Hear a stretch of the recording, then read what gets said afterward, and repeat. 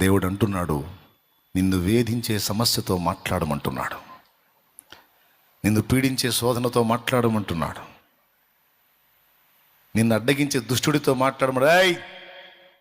Calvary శిలువలో నా యేసు చిందిన రక్తము చేత ఓడిపోయిన వెధవన్నర వెధవ, నీకు నా దగ్గర జయము లేదురా, ఎందుకంటే గెలిచిన వాడు నాకు తోడై ఉన్నాడు.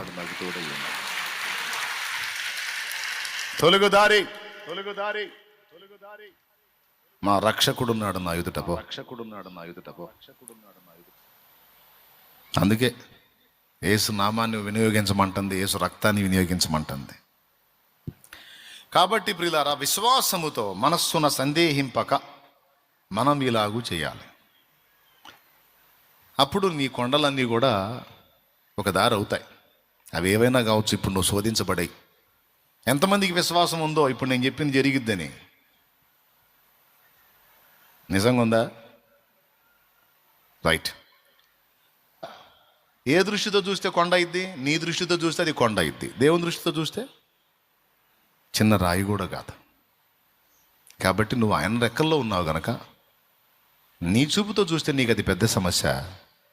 ఆయన చూపుతో నువ్వు చూస్తే అస్సలు లెక్కలేదు కాదు. నువ్వు ఆలోచించేంత సీన్ దానికి లేదు. అదిరా అసలు విషయం.